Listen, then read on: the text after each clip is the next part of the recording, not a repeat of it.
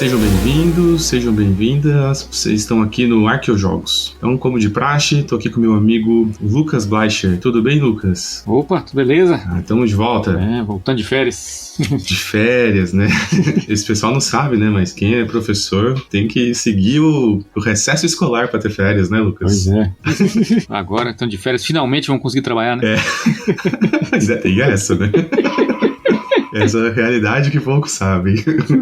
Mas hoje a gente volta aí então pro nosso programa de número 10, Lucas. Um número importante, né?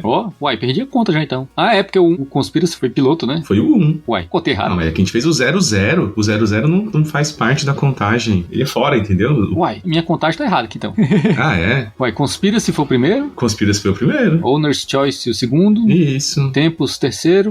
Neuland quarto. Quinto, Clash of the Gladiators.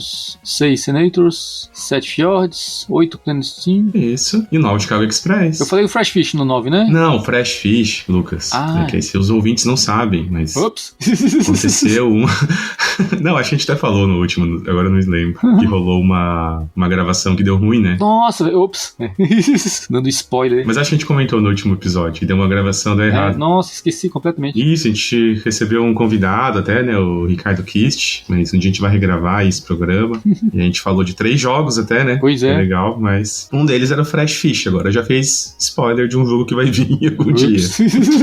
Mas sem problema. Então são 10. Então esse é o nosso episódio número 10. É um número redondo aí que as pessoas gostam, né? Eu também gosto.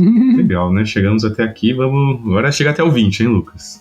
E 20 no numerado, né? Porque agora a gente começou ali com os soft topics, que não contam, né? A gente é só pra gente não perder aí alguns momentos pra falar de algumas coisas. Então, Lucas, hoje a gente vai ter, então, 2 episódios pra pegar os comentários. Vamos falar primeiro lá do Chicago Express, porque vou até agradecer de antemão, bastante gente ouviu, assim, né, perto dos nossos números. Quando eu falo bastante gente, do nosso universo de ouvintes, né, pessoal? Não somos nada mainstream aí, né? Mas foi bem legal, muitas pessoas escutaram, então legal saber que tem pessoas aí que gostam, se interessam pelo Chicago Express, né? Joguinho aí muito bacana. E aí tivemos uns comentários, né? Vamos ver lá o que teve, Lucas. Bora, como esperado, né? Já começou com alguém falando que também não pegou o espírito do jogo, né? Que assim, meio que a gente, não falei, né? A gente que esperava, né? Eu acho que isso acontece com muita gente. É um jogo que é esquisito, né? Assim, esquisito no sentido que as regras são, como a gente falou, absurdamente simples, mas você não sabe muito bem o que fazer com elas, né? De cara, assim. Até o cara que você falou lá, né? Que falou que o jogo era de um lado pro outro do mapa, né? Pois é.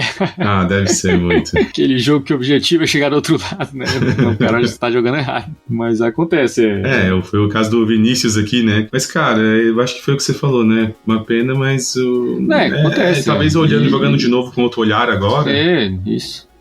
E que tem isso, né? Pode ser... Ou de repente a pessoa não gosta do tipo de jogo também, mas... ou então é isso, né? Bem. Às vezes você Perfeito. joga uma vez ali e não percebe qual é do jogo. E olha que eu já vi uns até mais esquisitões, assim, né? De trem também. Tipo o Stephen's Rocket lá do Kinesia. É um jogo muito esquisito, cara. É o único jogo de trem que o Kinesia fez. O cara tem uns 700 jogos, mas só fez esse. E como era de se esperar, fez um diferente de qualquer jogo de trem que tem. É um jogo com veto. Tipo, você põe o trilho lá e aí os outros podem ver. A ação da companhia não é pra você... Assim, ela também, de certa forma, ele dá uns dividendos, assim, de certa forma. Mas ele serve pra você usar a ação pra vetar pra onde que o trem vai. Vira uma bagunça, assim. E essa é a forma... certa de jogar o jogo, assim. Muita gente acha, muita gente não pega no lance disso, que uma das grandes graças lá tá em você ficar vetando lá as outras empresas pra não irem pra onde você quer. Assim. Nossa, imagina. A regra tá ali, mas e até a usar simples, direito, né? Todo Kinesia, né? Ou nesse caso do Chicago Express, né? Do John Borer, né? Agora que a gente já sabe que é dele. Com certeza. Mas também teve gente que gosta, né? Sim, isso aí teve. Gente também falando, né? Que...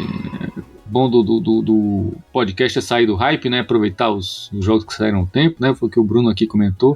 Com certeza. Agradecer aí, né, o Bruno, o Evo aí que escutaram, deixaram aí uma mensagem aí sobre o programa, né? Valeu, galera. É isso mesmo. Sair aí dos jogos e jogar no BGA, né? Quem tem lá. Pois é, a vantagem é essa, né? Já tá testar lá na interface boa. Foi um dos que... Eu lembro que eu cheguei a jogar aí quando ainda tava testando em alpha lá e já tava bem bom, né? E agora tá muito boa. Sim, aquelas 2 partidas que a gente jogou lá no mercado de ações. Sim. A gente até linkou. Ainda tava no alpha. Já tava jogo redondinho, né? E aí, foi legal que o André Metelo aqui trouxe a experiência dele, né? Joga bastante, inclusive das expansões. Deixou aqui o comentário na Ludo. Pois é, até hoje eu não testei essas expansões aí. E a gente não testou. A gente até falou que eu não tinha muita vontade, porque o jogo já era tão redondinho. Pois é. Mas ele, né, teve aqui a gentileza de nos explicar um pouco as coisas interessantes. E ele falou aqui que, cara, tem uma empresa que vai ao contrário, que só tem uma ação. Só isso eu queria ver acontecendo um dia. Bizarro, né? Já fiquei com vontade. E falou também que uns trens, né, que pode usar pra bloquear hexágonos.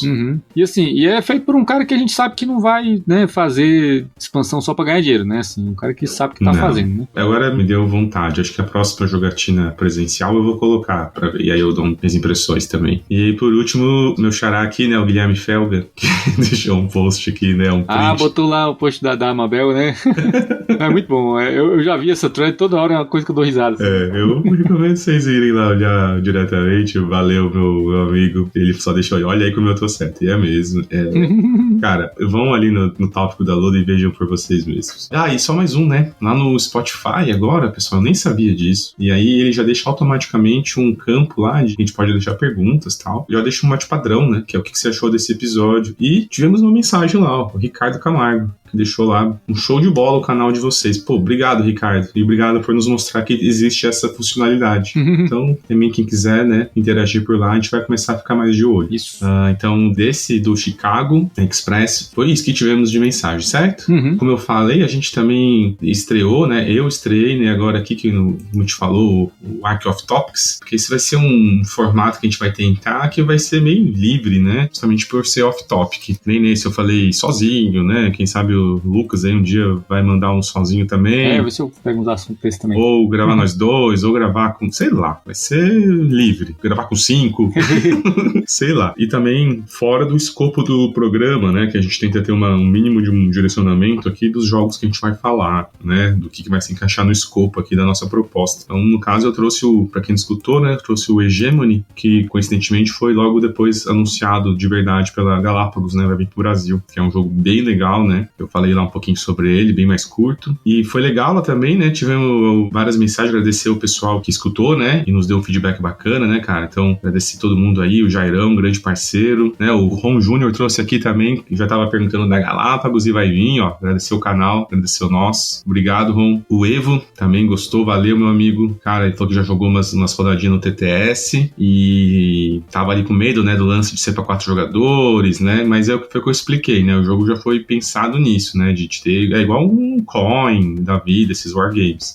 O jogo sempre vai ter 4 entidades, por mais que não sejam todos jogando, né? Sempre tem um sisteminha ali pro jogo controlar. O Hugo, né, deixou um toque lá, né? Que eu botei uma musiquinha, cara, mas eu expliquei pra ele lá, né? Que eu tava tentando mixar ali, pensei, fiquei pensando, né, Lucas? Tô falando sozinho. Aí vai ficar ali uns silêncios, né? Uns negócios. E aí eu subi a música. Acho que não deu muito certo. Não deu certo, ixi. Pode deixar quando for um teu também, não vai acontecer disso, não. Cara, o Rico Marinho, foi bem legal a mensagem dele, ó. Falou que ele, primeira vez que mandou mensagem, que ouviu todos, e que o problema é que dá vontade de comprar os jogos.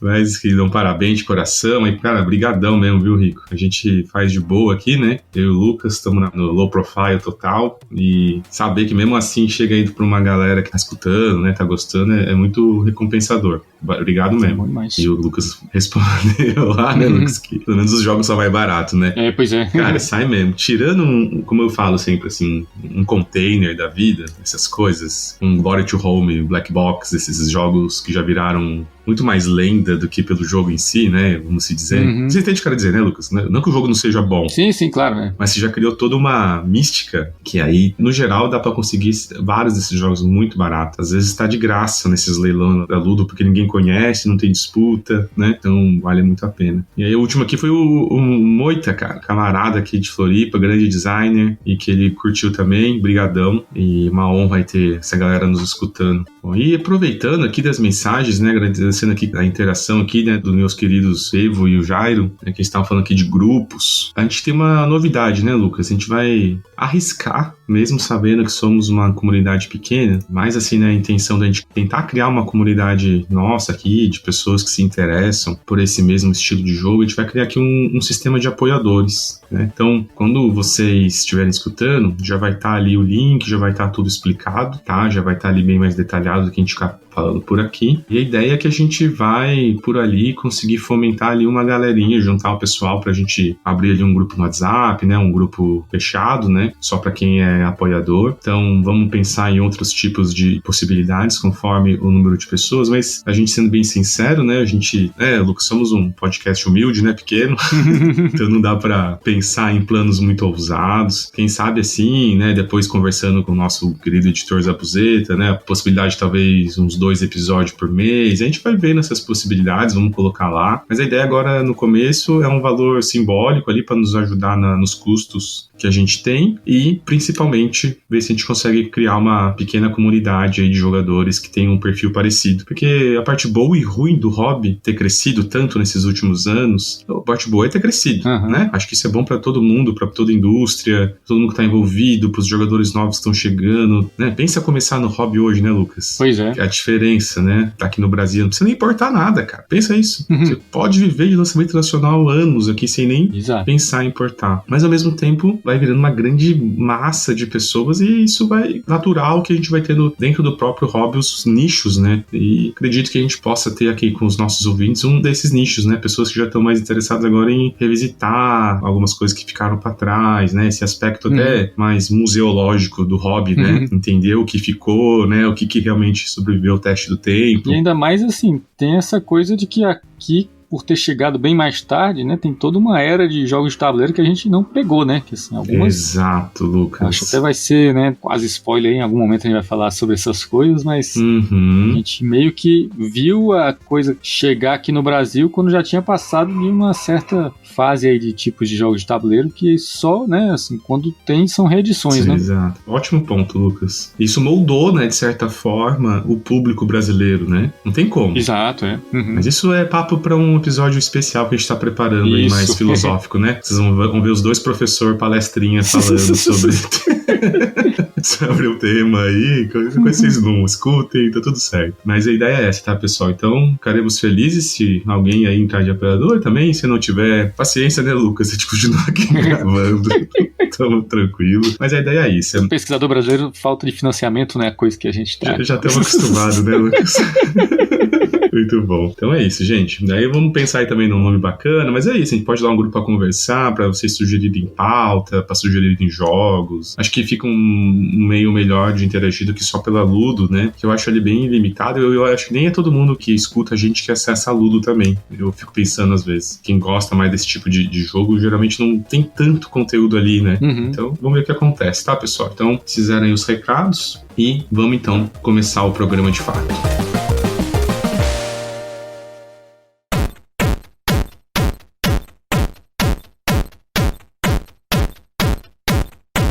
Lucas, o que você trouxe aí pro nosso episódio número 10? Bom, pegando o gancho aí de coisas que não vão custar tão caro, né? Ainda assim, se você tiver algum amigo aí disposto a trazer de fora, eu peguei o Scotland Yard The Dice Game. Você jogando esses roll and write, Lucas? Não, você só roll, não tem write. Quer dizer, não, pior que tem, cara, tem sim, né? Vamos chegar nesse ponto, não, pior que tem write. Então vamos lá, vamos. Só não é um roll write tradicional, mas então, acho que talvez, né, quem é da nossa idade aí, talvez vai lembrar, né, do famoso Interpol, né? Você jogava Interpol? Nossa, delícia demais. Pois é, eu acho que é um daqueles jogos, né, daquela época, dos anos 80, que resistiram bem ao teste do tempo aí, né? Eu acho. Acho que tem uns jogos, assim, que são um pouco esquecíveis daquela época, mas esse é um que, assim, eu tenho na casa dos meus pais, tem uma cópia lá toda ferrada, mas tá jogável ainda. E é um jogo, né, que, assim, é uma coisa que marcou uma época, né, quando começou a ter essa coisa dos prêmios lá, né, dos Spiel des Jahres, né, que na Alemanha, né, eles estarem incentivando, assim, coisas mais criativas, né? E esse é um, né, que é um jogo interessante, jogo assimétrico, né, que também não é uma coisa que não era tão comum naquela época, Que era um jogo em que um jogador era o Mr. X, né? Que é o fugitivo lá da polícia, e todos os outros jogadores, né? São os detetives, né? Que tem que pegar ele, né? Esse é um jogo que, o original, né? Ele tem um mapão de Londres, assim, bonito, né? Que você tem lá vários pontinhos em que cada um deles você pode ou pegar táxi, ou pegar metrô, né? Ou pegar ônibus, né? E aí os detetives, eles têm que ficar coordenando, tentar cercar lá o Mr. X, que tem uma particularidade interessante, né? Então você falou de Roll Wright aí, né? Que é o seguinte, né? Nave tem um componente Wright aí, porque realmente ele não aparece o tempo todo, né? Assim, você não tá vendo todas as horas em que ponto da cidade ele tá. Ele tem um tokenzinho dele, né? Um peãozinho lá que você marca, mas que você só coloca de vez em quando, né? Então ele vem com uma pranchetinha ali, né? O original, que você coloca lá uma folha de papel embaixo e você vai anotando para onde você tá indo, né? Então tô pegando aqui um táxi, né? Tô indo aqui para tal lugar, só que você não fala, né? Você só anota ali na folha de papel e cobre, né? Com um bilhetinho. E de vez em quando, né? A cada número de rodadas ele tem que aparecer, né? Então de vez em quando ele tem que mostrar, opa, tô aqui. Aí o pessoal vai lá, né? Já vai se cercando, se organizando para pegar lá. É um jogo muito bacana, né? Como falei, eu acho que é um jogo que resistiu bem ao teste do tempo aí, né? Uns 40 anos já quase. Aliás, quase não, acho que tá fazendo 40 anos o original, né? É mesmo? Não sabia. Acabou de fazer 40 anos. Eu jogaria ele frente a vários jogos mais modernos. Sem dúvida. Não vou criar treta aqui não, mas não vou citar nomes, mas eu concordo. Até porque o nosso blema número 1 é não ter hate aqui, né? Mas é só nada demais, né? Estamos dizendo, se sustenta, né? Exatamente, sem dúvida. Então, esse, né, é o original, né? O original é um jogo que é interessante, né? Porque naquela época, né, assim, tava começando essa coisa de colocar nome de autor de jogo, né? Como falei, né? A gente vai falar mais pra frente também em outro episódio, mas esse é um que eu acho que na caixa nem tem, e é um monte de autor. Eu tava conferindo aqui. Nossa. São 6 pessoas. Tem 2 Werner, um Manfred, uma Dorothy, um Wolf e um Fritz. Praticamente um comitê aí pra fazer. Então, o jogo é semi-cooperativo e o design foi cooperativo mesmo. Um monte de gente pra fazer o jogo. Isso era um pouco comum até atrás, na época de Avalon Hill, né? Essa galera, né? Exato, E aí é um jogo, né, como falei, né? O original, ele se sustenta super bem, né? Um jogo de 83, mas que jogaria, né, atualmente de boas. Mas ele deu origem a um monte de reimplementações, né? Assim, desde essas coisas temáticas, assim, né? Que tem até um conhecido meu lá do Board Game Geek, que ele disse que a melhor de todas é o da Suíça, é um pouco suspeito porque ele é suíço, mas ele disse que realmente tem umas coisas muito legais, assim. Tem um esquema lá que tem um transporte exclusivo pro ladrão, que é você pega o teleférico lá de descer de esqui, essas coisas, sabe? Então tem umas coisas a mais aí que ele tem, que diz que torna ele bem bacana, sabe? Obviamente também deu origem a muitos jogos que não são reimplementações diretas, mas tem o mesmo estilo, né? Então acho que o mais famosão aí, não sei se você já jogou, aquele Fury of Drácula, né? Já ouviu falar? Eu já ouvi falar muito, mas nunca joguei não. Assim, eu já ouvi falar bastante, até conheço um cara que tem, mas nunca tive a oportunidade de jogar ele, mas ele é pouco disso, né? Assim, é aquela coisa, né? Que na época que saiu, né? 40 anos atrás, isso não era comum. Hoje tem vários, né? Isso. Jogo assimétrico, assim, que você tem todos os jogadores, né? Se unindo contra um deles, né? Esse do Drácula aí, né? Como o nome sugere, né? Um jogador, ele vai controlando ali o Drácula, né? Pela Europa, e os outros são os personagens do livro, né?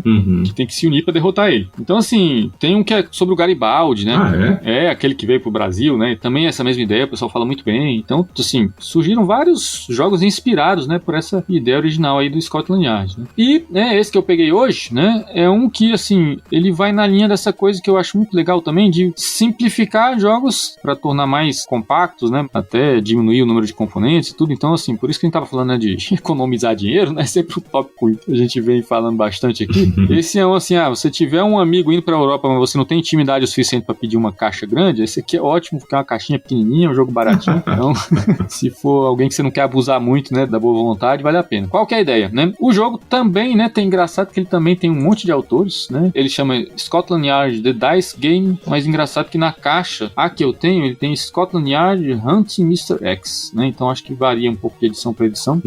São 3 autores, né? 2 eu acho que é um casal, né? Essa Inka Brand e Marcus Brand, não sei se você já ouviu falar. Não. Brand, no caso, né? São alemães, que acho que o mais famoso deles é aquele Village.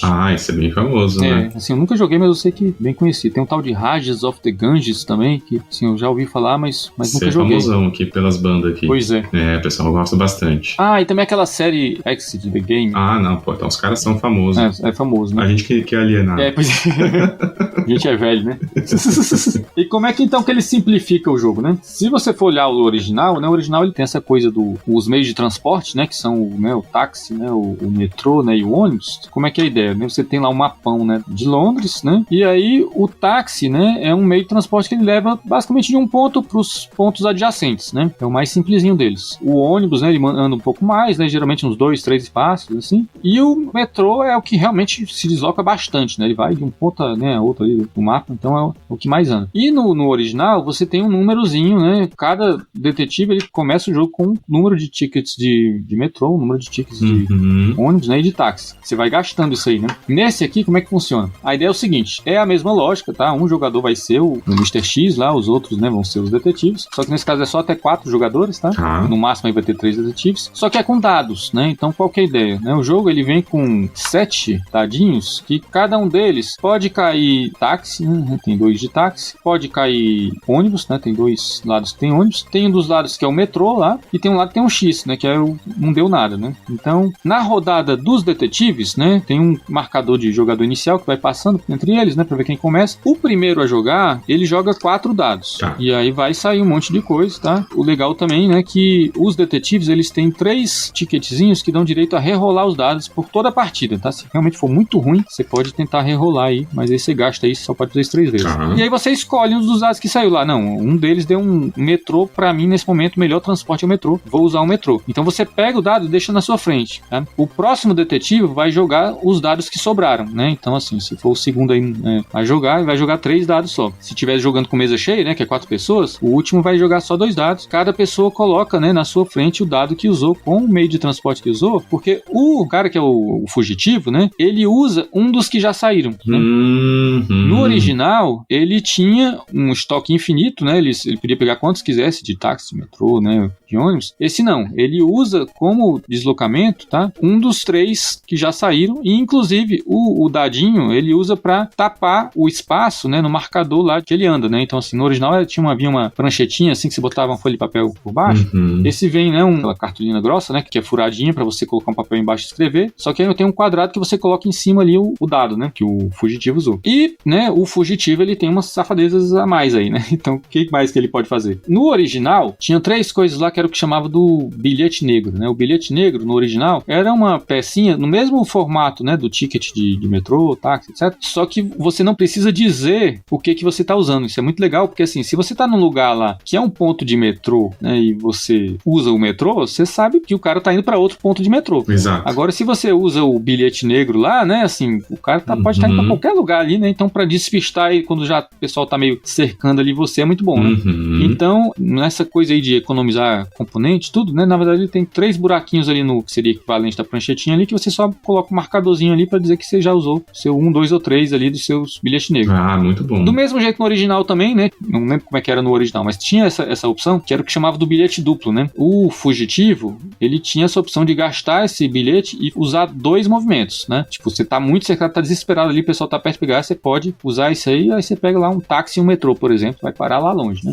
Esse aqui só tem um, tá? Mesmo esquema, você cobre lá o buraquinho lá no equivalente da prancheta. E ele vem com um a mais também, né? Que é o helicóptero, né? O helicóptero, nesse, você pode fugir de qualquer canto do mapa para outro canto do mapa. Você tem que estar num canto. Isso, é. Ah, tá. E aqui, isso, aliás, é uma coisa que eu não comentei, né? Também falando nessa coisa de miniaturizar, né? E diminuir a quantidade de componentes. Esse é muito legal, né? Como ele é uma caixinha pequenininha, ele não é um tabuleirão como era o outro, né? Que você montava aquele mapa imenso lá de longe. Tá. Ele vem com 9 peças de papelão grosso, né? Dupla face, tá? Que são como se fosse um conjunto de 4 quarteirões, sabe? Então você faz um gridzinho, né? E você pode... Cada jogo você monta do jeito que você quiser. 3x3, né? Que vai montar o que seria o teu mapa. Tipo um Food Chain Magnet, sim? Isso, só que menor, né? Só que bem menor. Sim, entendi. Se você for jogar só com 3 pessoas, né, ou com 2, você usa menos desses aí, você faz 3 linhas, né, normalmente você faria 3x3, né, você pode fazer, né, 3x2, tá? Muito legal. Não, é muito bacana. Então, assim, o resultado disso, né, é um jogo que ele é um pouco mais rápido que o original, tá, porque é um mapinha pequenininho e tudo, tá, mas a lógica é a mesma, tá, então como é que é a condição, né, de fim de jogo, né, como é assimétrico, né, ele pode ser vencido de 2 jeitos, né, se os detetives, né, conseguirem chegar no ponto em que o ladrão tá lá, né, o fugitivo, né, então vitória, né, dos detetives. Já o fugitivo ele ganha se ele conseguir passar de um certo número de rodadas sem ser pego, né, então nesse aqui ele tem 12 rodadas, na quarta, na oitava e na 12ª ele aparece, se na próxima ele não for pego, né, ele ganha o jogo. O esquema funciona assim. E aí, como eu falei, né, o que tem de componente, né, você tem lá os 6 dados, né, você tem as pecinhas pequenininhas lá que você usa para cobrir as coisas no que seria o equivalente da prancheta, que não tem a pranchetinha, né, é um negócio dobrável assim, de papelão grosso, assim, que você coloca a folha de papel por cima. E nisso tá uma caixinha, né, super compacta, né, assim, é um jogo que eu não sei como é que tá o preço agora, né, assim, as coisas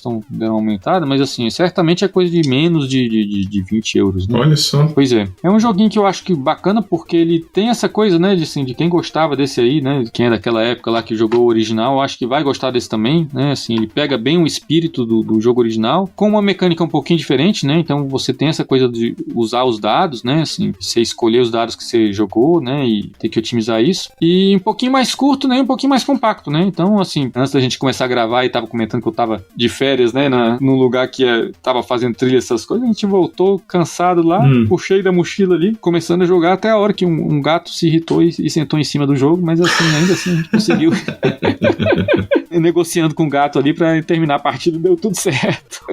Então, assim, pra você ter, assim, né, deixar na mochila, né, viagem, né, eu tenho meu grupo pós-expediente também, que eu já deixo ali uns joguinhos guardados, né, assim, é uma opção muito legal, né. Nossa, Lucas, eu tô de cara que eu fui ver aqui até na Ludo, né, pra ver como é que tava, e ninguém falando do jogo, nada pra variar, né. É um jogo, eu achei que era mais antigo, mas é de 2019. Ah, é verdade, né, esqueci de contar isso.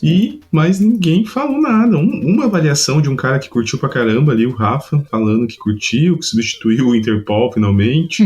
Essa é uma questão que eu queria saber. Você sente isso assim, cara? Você sente que dá pra substituir o Interpol? Pô, só não substitui em relação ao número de jogadores, né? Porque o Interpol original Só ele dá isso, pra mais tá. gente, né? Mas eu acho que assim, se você quiser jogar com pouca gente, tudo assim, eu acho que faz bem esse papel, viu? Não, porque a gente brincou ali no começo que ele se sustenta, mas a gente sabe que jogos muito, especialmente dessas primeiras levas aí de jogos de tabuleiro em massa, tem as suas limitações, né? É tipo você jogar um videogame muito antigo. Às vezes a proposta é linda, mas tem umas coisas ali de qualidade que você não consegue mais superar, né? Sim, sim. Nossa, é muito doido, né? O exemplo que sempre usa é o Gustavo de jogar aquele Dune 2, lembra? Lembro, nossa, eu jogava mais. Então, mas você já tentou jogar de novo? Não, esse, eu falei, jogava demais, isso aí faz pelo menos uns 13 anos.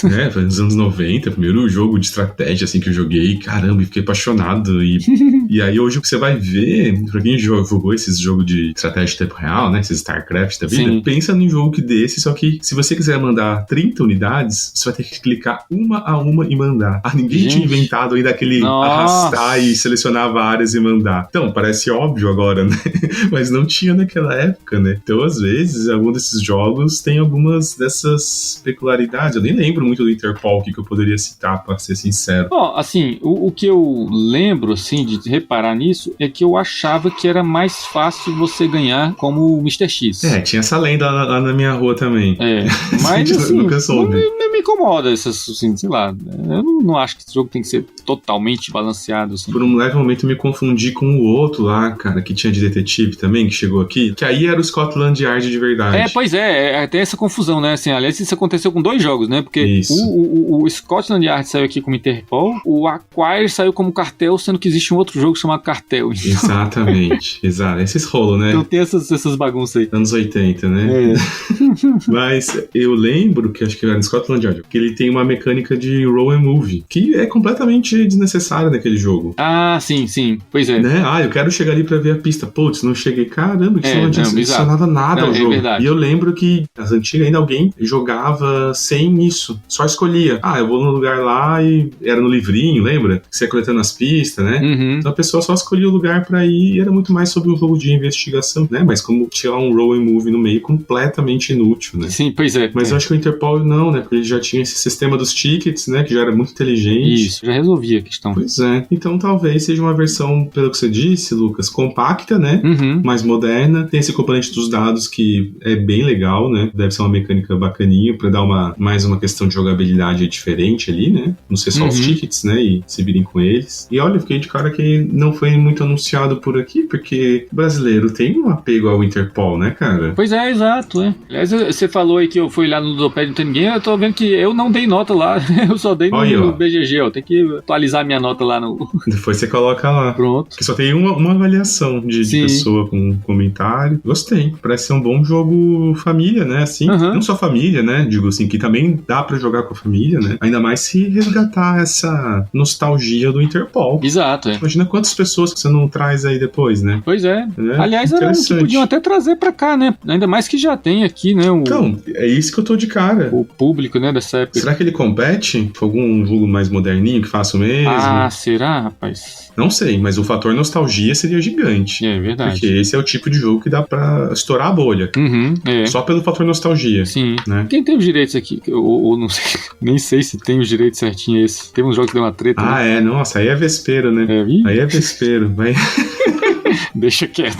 Deixa, que nem sei aqueles rolos todo, né? Mas legal demais. Vou mostrar aqui às vezes, ó. A gente fala 2019, ó, 4 anos. E é aquilo que a gente conversou desde o primeiro programa, né? Ó, é tanto lançamento no ano que se naquele ano já não fazer alguma coisa pra te chamar a atenção, você já vai estar sendo inundado por lançamento de Essen, de não sei o que do próximo.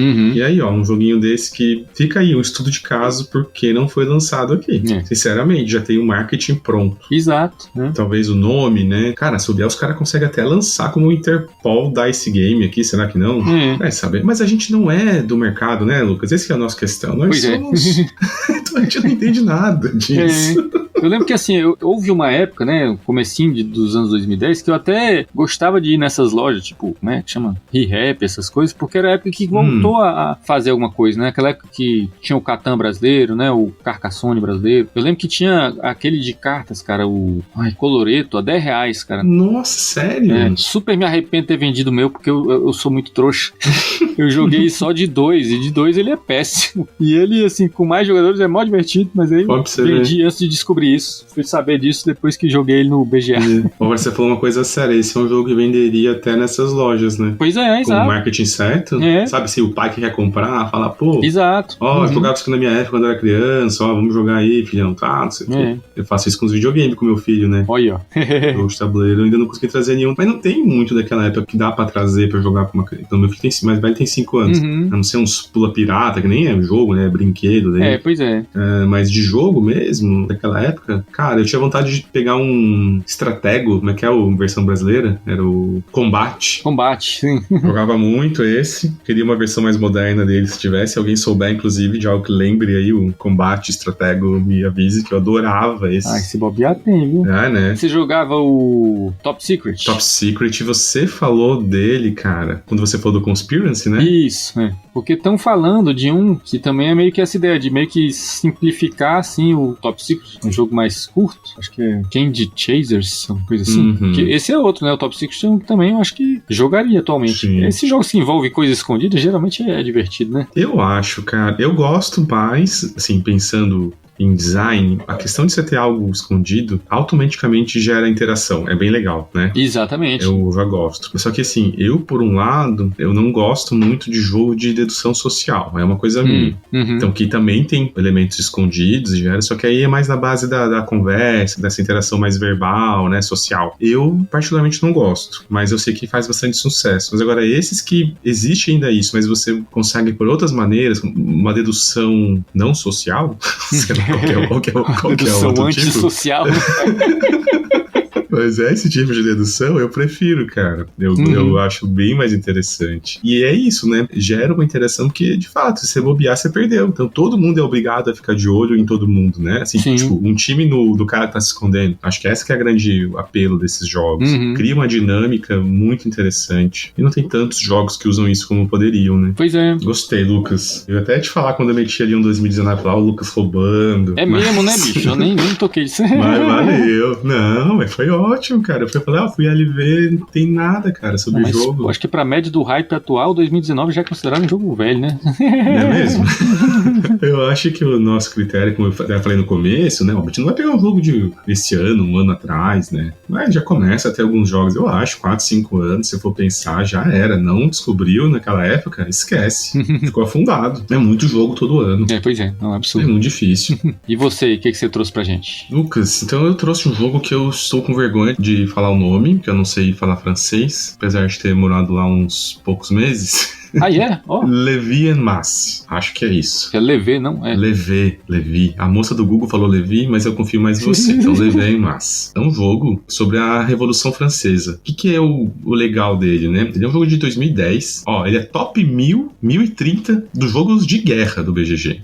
Nossa. Do overall, ele é 6.496. Eu até entendo, porque tem uma série de limitações nele. Vocês vão entender o porquê. É um jogo feito, cara, por um professor de história, John Welsh, que é um historiador, né? E ele fez um jogo exclusivamente solo, porém ele é feito solo, ele pode ser usado, inclusive, ele já diz, né, em sala, porque ele pode ser jogado em grupo.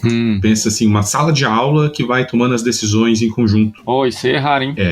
Cara, muito legal a sacada deles, porque é um jogo que tá te ensinando, então, sobre a Revolução Francesa, mas não sobre o momento da Revolução em si, e sim como o que os revolucionários tiveram que passar para segurar a República, né? Então, esse jogo que pra mim é muito legal, porque assim, ele teve um Kickstarter agora, que fizeram uma reimpressão dele, mais bonitinha e tal, né, qualidade boa. Boa assim, né, aceitável, né, assim, tá, ficou melhorzinho mesmo. E eu recebi então ele agora aqui, né, foi bem recente. Mas ele é um jogo, né, que você vai sentar ali pra jogar e, cara, muito bom, assim, de você jogar no sentido que ele não é pesado. O peso dele no BGG tá 1.78. Ele tem uma carona de wargame, mas não tem nada disso. Ele é um jogo que tá te botando na pele dos caras. E é assim, o que foi, né, a grande dificuldade? Os caras estavam lá no meio da Europa, cercado de várias monarquias tradicionalíssimas. A partir do momento que os caras estouram essa revolução, os caras têm agora que segurar os monarquistas do país, que querem voltar, que tinha vários. Os caras têm que segurar todos os países ao redor. Porque pensa, ao mesmo tempo a Áustria, todo mundo que tem um rei, fica, opa, nada disso, né? E teve, né, as famosas guerras das coalizões, né, que acabaram depois sendo o grande molde ali pro Napoleão se destacar. Tem que também, ao mesmo tempo, segurar o próprio despotismo que vai surgindo na figura do Napoleão, né, porque não adianta nada o ideal da república se um cara depois, que é o que aconteceu, tanto que o jogo acaba quando o Napoleão toma o poder. É um pouquinho antes da revolução até lá. Só que aí, um jogo educativo geralmente, Lucas, você que é um meu amigo professor, vamos falar de educação. Rapidamente. Vários jogos educativos, geralmente você vai fazer o quê? Você vai ter cartinhas informativas, né? Tal data. Tem isso lá. Mas isso não é relevante. Isso é um flavor text ali, né? Eu sempre acredito que os jogos brilham para serem educativos quando eles ensinam ou passam algo através da jogabilidade. Eu não sei se você concorda com isso. Pois é, porque é difícil, né, você fazer uma coisa que não seja só um negócio que vai empurrando informação assim, né? Pois é, não é mesmo? Sim. A gente que viveu uma época onde se falava... Hoje, né, hoje tem até mais gente se debruçando sobre isso, jogos na educação. Mas até um tempo atrás, o que a gente viu quando eu jogo o clube educativo era um roll and move safado que você puxava uma cartinha. Isso, exatamente. Não era um quiz, né, um quiz da vida, que você tinha que... Cara, era um teste ali, né? Você pega lá um Carmen Sandiego, lembra? Nossa. Quem jogou isso aí lá no computador, cara... Eu joguei demais. Então, mas olha que aquilo, cara, você jogava não pra aprender, você jogava pelo jogo, né? Você queria, sei lá, decorava umas coisas ali, eu decorava umas coisas, não de aprender. Eu também. E eu acho que é isso, assim, né? As pessoas às vezes têm essa coisa muito de usar jogos na educação, eu acho super válido, mas o que um jogo tem de diferente do resto das outras mídias? Por que você não fez um filme? Por que você não fez uma atividade de grupo? Então, pra mim, o jogo se destaca pela jogabilidade. É isso que o jogo tem que as outras mídias não têm. Então, nada mais justo que o jogo ensine, então, pela jogabilidade pra fazer jus. Senão você tá fazendo um jogo que você quer, né? Porque é a tua preferência. E nada contra. Exato. Mas às vezes se justifica dizendo que foi a melhor opção, ou que foi uma opção muito bem. Eu discordo às vezes muito. Principalmente porque às vezes querem fazer esses números em educação, né? E aí parece que a gente tá transformando a educação em estatística, né? Uma coisa que minha esposa me ensinou muito cedo, né? Não se faz estatística em crianças, né? Educação, né? Minha esposa, ela é mestre e doutora em educação, né? Tem muita porrada já tentando, mas você não tem nenhum P-valor aqui? Eu falei, sim, vamos fazer isso com as crianças. E aí o pessoal diz, teve bons resultados, né? Mas quanto disso, às vezes, não é só porque você levou algo minimamente diferente pra sala de aula, que saiu daquela mesmice de aula expositiva e coisas afins, né? Por que eu tô falando isso? Porque o jogo, ele te passa exatamente essa sensação. Cara, não adiantou fazer a revolução. Como a gente segura ela? Então o jogo, ele é minimamente que legal. como se fosse várias trilhas. Então, uma trilha da Áustria, uma trilha da Prússia, dele chegando perto de Paris, 3 trilhas ali dos regimes, né? Monarquia, despotismo e a república. Você quer que a república fique na frente, tá? Você não quer que os exércitos tomem Paris e você não quer também que Paris pegue fogo, porque ainda tinha isso. Todo dia tinha um protesto, porque tinha alguém puto com alguma coisa lá em Paris. Então você ainda tinha que manter a civilidade interna, isso além, né, da galera, sei lá, né, quem dá golpe no golpe, né, vai saber quem é quem agora, né, que seriam os monarquistas, e segurar Napoleão, e o jogo te passa exatamente essa sensação. Que legal, bicho. É uma delícia. E aí, o que é legal? Você compra uma cartinha, ali vai ter o que se mexe, avança a Prússia 1, avança com contexto histórico, por que aquilo tá acontecendo, o Papa faz não sei o que, e aí tem um flavor test embaixo. Inclusive, o jogo tem 2 maneiras, ou você pode jogar ele cronologicamente, igual foi na história, então você bota exatamente na numeração, ele vai ser igual na sequência que aconteceu na história, ou se você quiser deixar ele mais jogo, você só mantém, assim, são 3 baralhos de 3 épocas, e você só mantém a primeira e a última, né, tipo na hora que começa as guilhotinas, né, fica por último, aquelas coisas todas, e traz coisas legais, né, até, por exemplo, assim, nessa parte das guilhotinas, que às vezes muita galera de esquerda acha que, foi uma coisa maravilhosa, mas quem morreu mais guilhotinado foi pobre mesmo, cara, e gente que era acusada injustamente de ser traíra, né, Sim. Não morreu muito nobre, morreu muita gente do povo mesmo, pelas guilhotinas, foi uma coisa maluca, às vezes a gente em Deus, assim, umas coisas, né, e a gente não, né? Algumas pessoas mais apaixonadas por esse momento da história, não foi essa beleza. Então, o jogo te ensina isso, Lucas, que é o que pra mim fez toda a diferença. Ele te passa a sensação, cara, não foi fácil, os caras tiveram que lutar contra muita coisa, não focando em que você decore que em 1800 começou a guerra, a primeira colisão, que tinha a Prússia, não é sobre isso.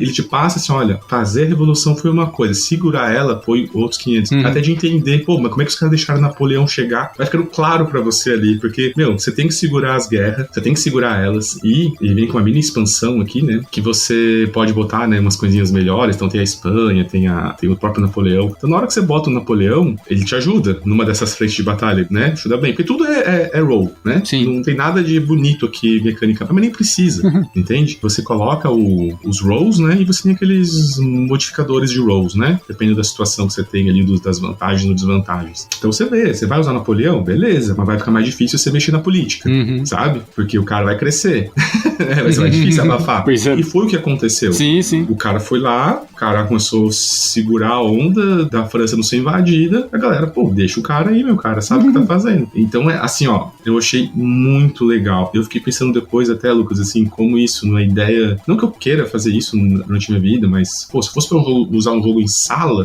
é isso que eu quero. Que bacana. Ao que passe a sensação, passe pela jogabilidade, as dificuldades e ensine por isso, e não pelas cartinhas. As cartinhas estão lá, mas elas não são o principal. Tá. Você pode não ler nenhuma cartinha que você vai entender o que tá acontecendo, entende? Não, isso é muito bom. E é doido que você fica compelido a ler as cartinhas daí. Por que avançou todo mundo aqui agora? Sim. Aí você vê lá, né, um chamado lá de todo mundo, não sei o que, contra... Aí você, cara, foi isso. Então, muito bom, né? O jogo, assim, nem falei muito dele mecanicamente, porque ele é super simples, então você basicamente tem alguns pontos de ação pra gastar, que você pode gastar ou em militar, pra, né, lutar com uma dessas frentes, que são várias, você pode usar pra manipular a política, né, tanto pra ajudar ali na fortalecimento da república, ou, né, tentar abafar ali a monarquia e o despotismo, você usa ponto ali pra tentar controlar Paris, e depois também você pode até começar o que eles chamam de liberation, que é você não apenas deixar os princípios, né, os ideais da revolução na França e também expandi-los, né, levar pra outros, né, legal. Então também que já é mais difícil. Aí o jogo, né, só pra você chegar até o final já é uma vitória, tem várias maneiras. Eu gostei de jogar como jogador, né, eu particularmente gosto muito desse período histórico, né, eu tenho vários jogos aqui da Era Napoleônica, né, da Revolução Francesa, acho, né, um assunto que eu gosto, até recomendo, tá, quem gostar também, um podcast chamado, é em inglês, né, infelizmente, mas chama Age of Napoleon, cara, sensacional, cara, mas ele faz uma pesquisa absurda sobre tudo, muito detalhado, você entende muito como as coisas aconteceram. Então pra mim eu já tinha, né, algo ali, solo, super tranquilo de jogar solo, assim, nossa, um sisteminha liso, pensa, o cara fez pra usar em sala de aula, legal não demais. pode ser complicado, mas ao mesmo tempo te mantém engajado, sabe? Cara, eu joguei algumas partidas seguidas que pera aí, agora eu vou resolver isso aqui. Agora eu vou... Não, então agora no começo eu vou segurar a Prússia, vou não sei o que, blá, blá, e deixar Paris pegar fogo e depois eu volto. Cara, muito legal, como jogo mesmo, sabe? Isso me surpreendeu. Sim. E a parte, depois que eu fui descobrir que ele era um jogo feito pensando em educação. Então, olha que legal isso. Que massa. Então, né, tem que levantar esse gancho aí, porque pra mim é algo que eu defendo, né? Muito bom mesmo. E é difícil, né? Cara. Eu acho, Lucas, que falar que o jogo é educativo pelo texto que tem ali, ou pelo tema, sabe? Você falar que, sei lá, cara, Age of Empires é educativo, sabe?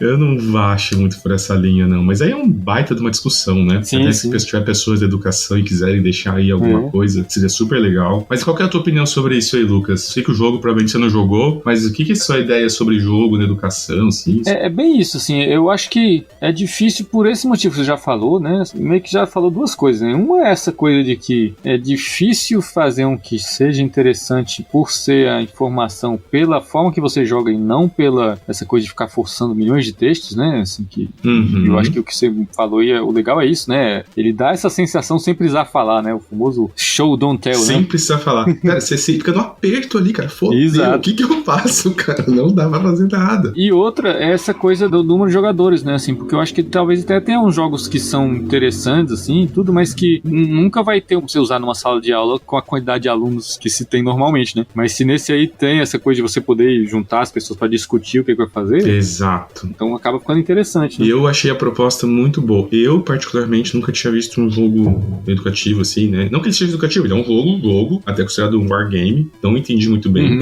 mas eu acho que é o que se lhe parece mais, né? Eu acho que foi uma bela sacada, né? Você deixa um jogo de grupo para as pessoas juntas sentarem e tomarem decisões. E, cara, nem que isso você separe em pequenos grupos, né? Eu achei muito legal, cara. Eu fiquei até pensando em algum jogo depois de temática biológica, assim. Já que você falou, era o que eu ia comentar, né? Você sabe que na nossa área tem uns, né? Tem aquele Citoses, tem um que é The Peptide Game, uma coisa assim. Mas eu nunca joguei. Eu também nunca joguei. Eu até conheço um cara que tem, eu tô enrolando, né, de conhecer, mas é que toda vez que eu encontro ele, é design, né? O Luiz Coelho, né? Que tem um monte de jogo em casa, legal. Tem os jogos que ele faz, são legais também. Então eu ainda não tive a oportunidade de jogar esse, mas é um jogo que eu sei que teria esse problema, né? Ele é um jogo competitivo que deve se jogar, sei lá, no máximo 5, 6 pessoas, se for isso tudo. E ele tem um tema de biologia ou ele é um jogo que tá tentando te ensinar biologia pela jogabilidade? Eu não sei, pois é, eu nunca joguei. Eu também não sei. Na minha cabeça, eu vejo esses jogos, até porque a gente é biólogo, você falou, você já viu esse jogo, você que é biólogo, legal. Pra minha cabeça, assim, cara, deve ser um tema, entendeu? Pois é. Sobre um worker placement, você tá trocando worker por ATP, sei lá, alguma coisa do tipo. Pois é. Eu imagino que seja isso mesmo. Eu não faço ideia, nunca fui atrás, tá? O único que eu joguei, assim, um pouquinho, que eu já tive, inclusive, é aquele Evolution, que chegou a sair até numa letter da Nature na época. Os caras mandaram, que foram feitos por professores, pra ensinar evolução. Tem vários agora, né? Esse é um que é legal, que ensina pela jogabilidade, eu acho. Você vai pegando os traits lá, né, as características das espécies, e vai fazendo sentido pra você dentro da mecânica, né? Questão de predador e tal. Eu acho um jogo legal. Mecanicamente eu acho ok, mas talvez funcione em grupo. Mas essa proposta de ter um jogo, principalmente quando é um jogo narrativo, assim, de história, não narrativo, né? Um jogo sobre história, né? Uma simulação, talvez seja melhor todo mundo ir junto, sabe? Não precisa ter competição aqui, né? Seria pior, talvez, se um time fosse o Napoleão e outro time fosse os monarquistas e ver quem ganha. Talvez não tivesse a mesma sensação que fosse passar. O foco seria muito mais em ganhar o jogo do que tentar imergir naquilo e entender o que tá acontecendo, sabe? Se eu tô sendo purista demais. Enfim, foi um ótimo achado. Não sei pra quem que é esse jogo, né? Pra quem gosta de jogar solo é uma delícia. Pra quem gosta de jogo histórico, muito legal. E até pra quem for aí um professor de história, por exemplo, que ele em inglês, né? Daria pra traduzir, mas daria pra testar. Sim. Você acha que são coisas que são adaptáveis, assim, a outros cenários, assim? Olha, eu acho que dependendo da situação, sim, né? Porque eu também, isso aqui, uma coisa que eu já, inclusive, peguei nessa discussão, né, de um outro podcast que já não existe mais, né? O Poco Pixel, que é de videogame antigo, que os caras falavam sobre isso, né? E como é mais fácil também passar essa sensação quando é uma sensação de sofrimento, de coisa difícil, né? Então você tem aquele jogo lá, o This War of Mine, você tem o Freedom lá, você tem vários jogos de tabuleiro e de videogame também, vários outros, mas geralmente é mais fácil você passar essa sofrência, essa dificuldade das coisas, né? Eu não sei o quanto que dá pra expandir isso pra outros tipos de sensações, mas eu manjo, né, muito de jogos de educação e tal, né? Mas eu acho que sim, cara. Eu acho que daria pra expandir. Eu só acho que é mais fácil, pelo menos na minha cabeça, também pensando aqui, jogos como assim, que é um desespero, né? Tentando apagar incêndio, né? Você tá ali mais sufocado. Talvez um jogo que tem que passar outras sensações, a gente tem que discutir. Mas isso dá até um assunto pra gente fazer um programa, hein, Lucas? Pois é verdade. Talvez chamar alguém da área aí e a gente bater uma bola aí sobre um tópico desse. Fica aí pra uma pauta.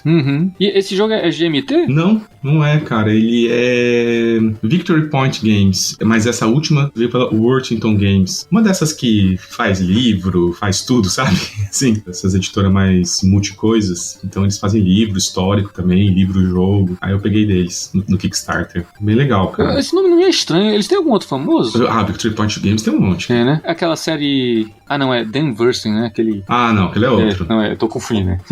Beleza. Eu ainda vou trazer, que é o Pavlov. É isso. Tá na minha próxima aqui pra jogar ele. Mas tem mais um outro aqui também legal deles. Então era isso. Trouxe aí o Levin Mas. Quem quiser aí um joguinho diferente, eu achei legal pra quem que pensa em jogos na educação, achei uma proposta assim excelente. Se vocês tiverem também suas experiências com jogos na educação, quiserem aí aumentar a discussão, bora lá na Ludo, respondendo no Spotify, se vocês quiserem, e-mail. Se for um tema bacana, se vocês acharem, a gente pode até revisitá-lo, né? O próprio tema em si, né? De trazer ele aí, trazer alguém da área.